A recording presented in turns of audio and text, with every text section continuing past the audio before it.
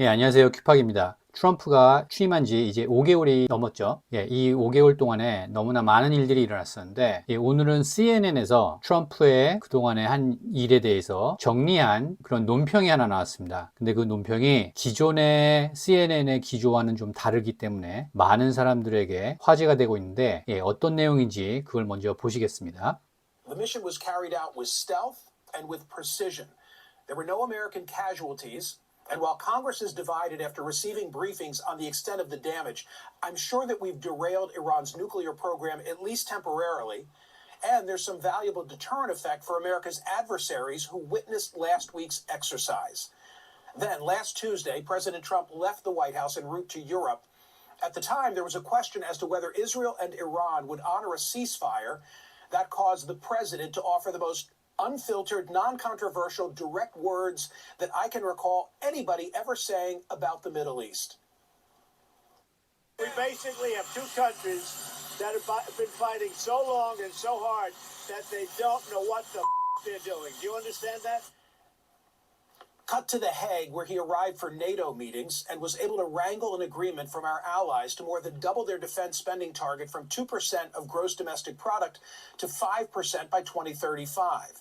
Also, while at NATO, in a press availability, he did something rare for Trump and I found rewarding. He showed empathy. It came in an exchange with a Ukrainian journalist who said that her husband was a soldier. She asked whether the U.S. would supply her country with Patriot missiles. Are you living yourself now in Ukraine? My husband is there. Wow. And I can see you're very, it's amazing. and me with the kids. I'm in Warsaw actually because he wanted me to be Is your there. husband a soldier? No? He is. He's there now. They do want to have the missiles, okay? The Patriots. And we're going to see if we can make some available. I wish you a lot of luck. I mean, I can see it's very upsetting to you. So say hello to your husband, okay?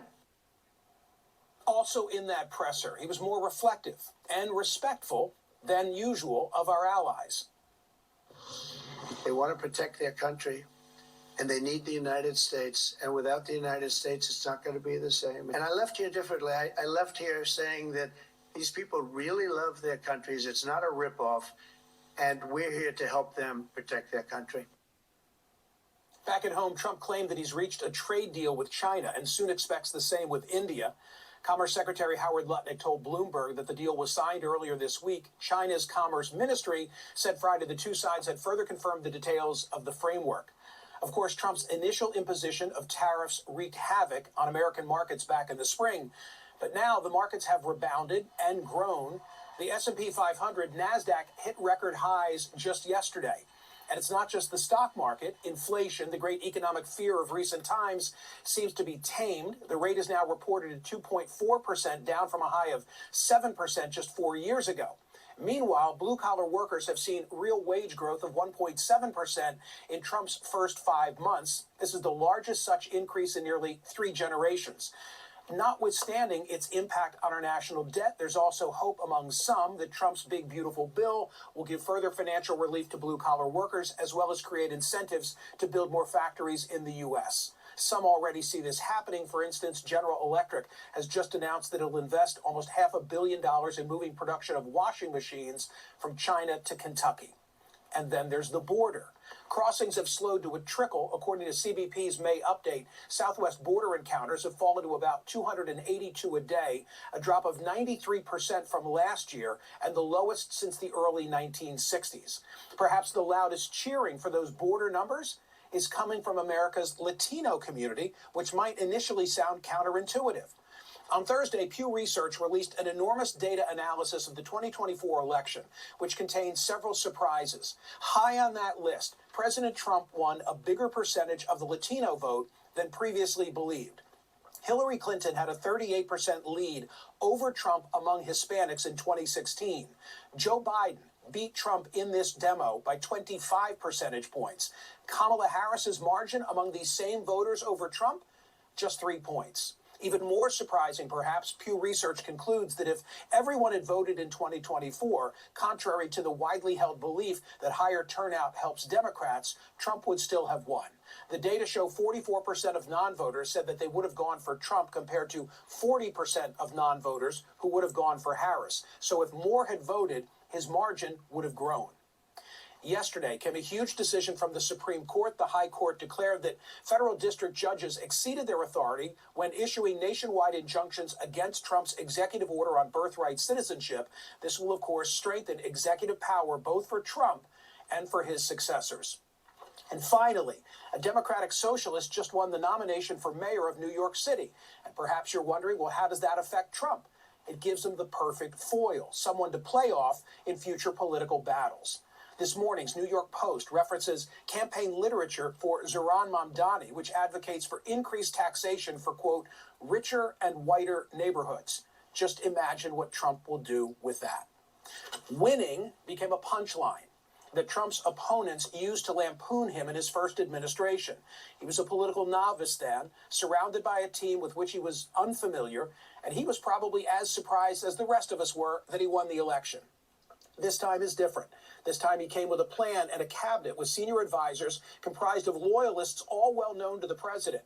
And recently, he's exhibited a more layered approach to governing on both the domestic and international front, no longer solely guided by winning each day's news cycle. By any objective measure, President Trump has his opponents on the run.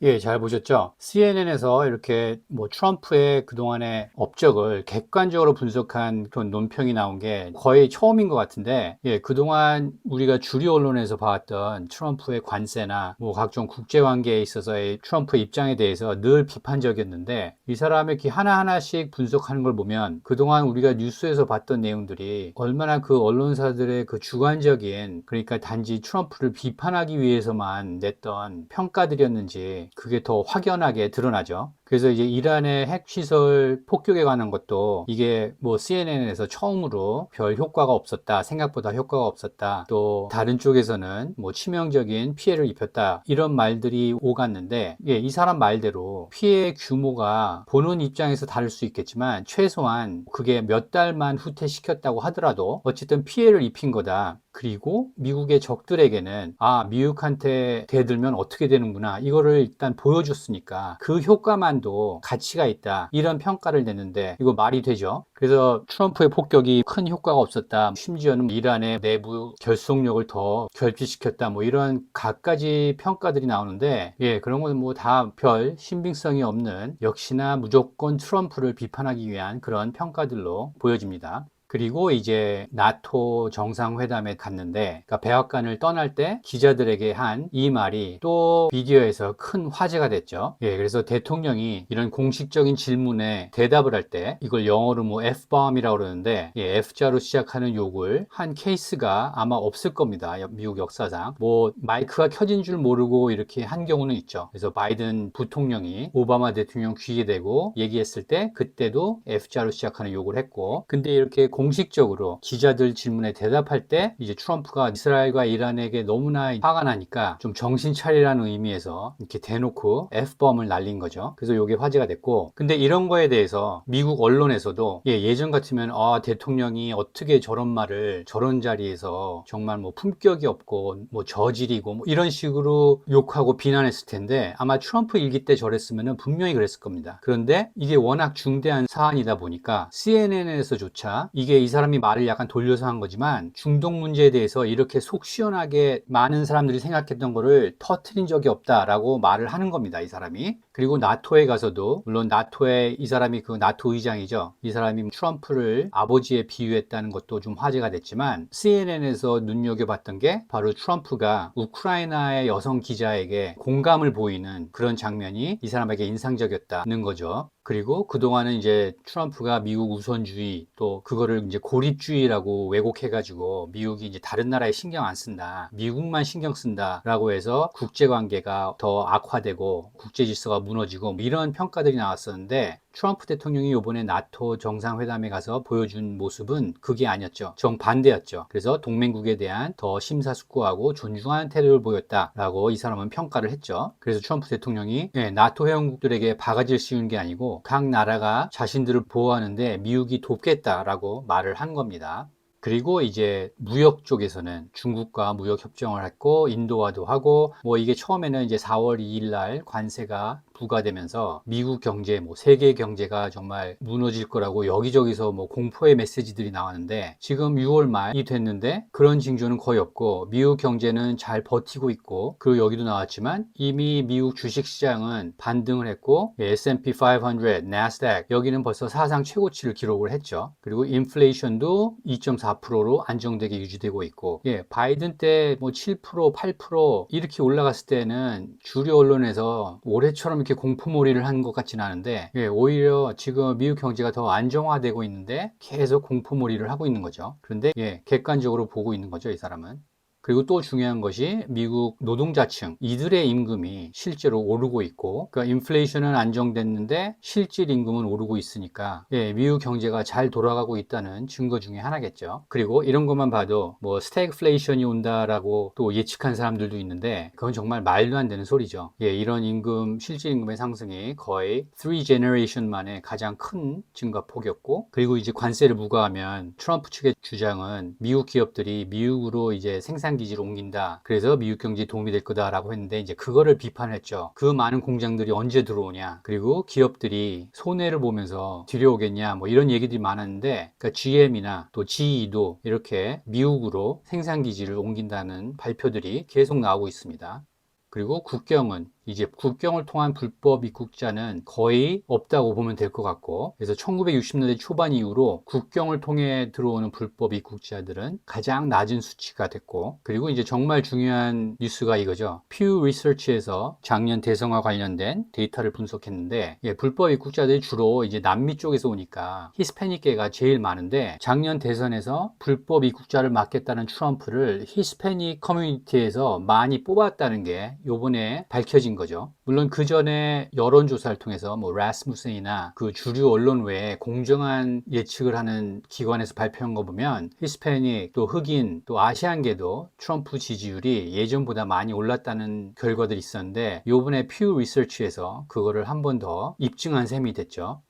그래서 해리스는 트럼프보다 히스패닉 층에서 3%만 앞섰고, 그전에는 힐러리는 뭐 38%, 바이든은 25% 이렇게 앞섰는데, 작년 대선에서는 해리스가 3%밖에 앞섰지 않았다는 거죠. 그리고 히스패닉이 그렇고 blacks 흑인들을 보면 힐러리 때는 흑인의 85%가 2020년에도 84%였네요. 그런데 요번에는 그게 68%로 떨어졌습니다. 그리고 아시안계도 2020년에는 40%포인트로 바이든이 앞섰는데 요번에는 17포인트밖에 해리스가 앞서질 못했고 그래서 이런 성향이 사실은 대선 캠페인 중에도 이 공정하게 여론조사를 하는 기관에서는 이런 성향이 벌써 다 나타났었습니다. 그래서 민주당 유권자 수보다도 공화당 유권자 수의 등록이 훨씬 많았고 그래서 주류 언론에서 나온 여론조사를 안 보신 분들은 이 트럼프가 충분히 이길 거라고 다 예상을 했는데 주류 언론에서만 뭐 이게 박빙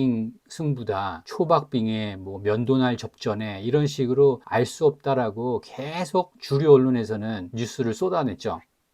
그런데 이렇게 뭐 완전히 틀렸죠. 주류 언론은. 모든 인종에서 트럼프가 표를 민주당으로부터 뺏어갔기 때문에 도저히 질 수 없는 그런 대선이었습니다. 그러니까 경합주 7곳에서 모두 이겼겠죠. 그리고 이것도 좀 놀라운 소식인데 2024년에 모두 투표를 했다면 그러니까 유권자가 100% 투표했다 그러면 해리스와의 격차는 더 벌어졌을 거라고. 투표 안 한 사람의 44%는 트럼프를 뽑았고 투표 안 한 사람의 40%는 해리스를 뽑았을 거다라고 했으니까 이 사람들이 다 투표를 했으면 격차는 더 늘어났겠죠. 그래서 미국은 이제 완전 그 선거 그 랜드스케이프이 바뀐 게 투표를 많이 할수록 투표율이 올라갈수록 민주당이 유리하다. 이게 요번뿐만이 아니라 제 생각에는 2020년부터 트럼프로 인해서 완전히 바뀐 거라고 저는 생각합니다. 그리고 2024년에는 그게 더 확실해졌고요. 그리고 이제 트럼프가 각종 행정명령을 내렸는데 특히 불법 이민자 추방이라든지 이런 문제에 대해서 행정명령을 내렸는데 이제 지방 판사들이 그러니까 디스트릭 코트 저지들이 이제 추방한 불법 이민자도 다시 뒤로 오라고 하고 그래서 이제 다시 불러오기도 했죠. 그래서 그런 지방 판사들의 판결이 월권행위다라는 대법원의 판결이 어저께 나왔죠. 그래서 이제 트럼프가 앞으로 이 불법 이민에 대한 그런 행정명령을 더 쉽게 집행할 수 있도록 트럼프에게 유리한 그런 판결이 나왔고 네, 그 다음에 이제 이 사람이 요즘 화제인데 뉴욕시의 민주당 시장 후보로 당선된 사람인데 이 사람은 무슬림이고 전직 래퍼입니다. 랩하던 사람인데 무슬림이고 뭐 민주사회주의라고 그러는데 뭐 그거보다 더 급진 좌익 성향의 사람입니다. 그러니까 이 사람이 이제 정치계에 나왔으니까 트럼프에게는 오히려 더 잘된 일이다라는 평가를 내리는 거죠, 이 사람은. 왜냐하면 민주당이 더 극좌로 갈수록 트럼프에게는 더 유리하니까. 그래서 뉴욕 포스트에서 이제 이 사람의 선거 캠페인 중에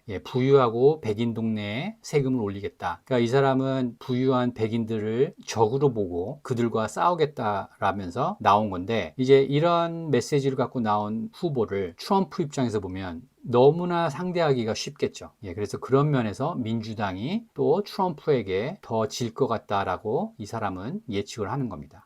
그래서 마지막으로 트럼프가 첫 번째 임기 때는 그때 정치 초보자였고 그 다음에 워싱턴 DC에 갔는데 누가 누군지 제대로 구분을 하기 어려웠으니까 뭐 트럼프가 워싱턴 DC를 방문한 것도 몇 번 안 된다고 했는데 그러니까 워싱턴 DC의 그 정치계를 모르니까 많은 시행착오들이 있었죠. 그런데 이번에는 다르다. 그래서 트럼프가 대선 때 민주당 측의 거물들 대표적으로 RFK 주니어 그 다음에 일론 머스크 그 다음에 팟캐스트 쪽에서도 조 로건 그 다음에 민주당 대선 후보까지 나왔던 터시 게버트 뭐 이런 사람들을 다 모아가지고 각 분야에서 정말 뭐 거물이라고 할 수 있는 사람들 이런 사람들을 다 모아서 팀을 꾸렸죠. 그렇게 해서 대선을 해서 완승을 했고 그래서 지금의 트럼프는 일기 때와 다르다. 지금은 계획도 플랜도 있고 그 다음에 충성파 고위 자문으로 탄탄하게 구성된 내각도 있고 그리고 트럼프가 일기 때는 약간 뭐 나이도 더 지금보다는 젊었으니까 좀 더 즉흥적이고 뭐 이런 반응으로 문제들을 대했을 수 있는데 지금은 좀 더 경험이 쌓이고 그다음에 나이도 들고 또 7월에 거의 죽을 뻔한 사건이 있었죠. 그래서 그런 많은 경험을 통해서 이제 트럼프가 더 성숙해지고 여러 문제에 다층적인 접근법을 보여주고 있다. 그래서 좀 더 성숙한 정치인이 됐다. 이게 이번 트럼프 2기는 일기 때와 큰 차이점이다 라고 이 사람은 보고 있는데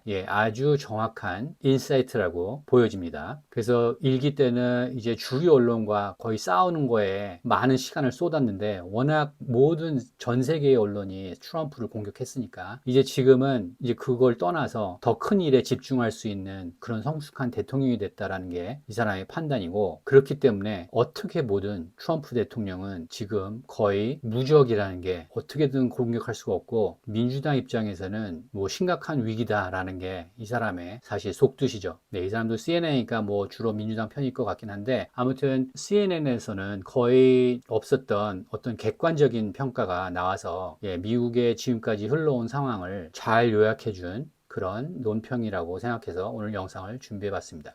오늘도 미국 이해하는데 도움이 됐다고 생각하시면 좋아요와 구독 눌러주시고 그 다음에 많은 공유 부탁드리겠습니다. 감사합니다.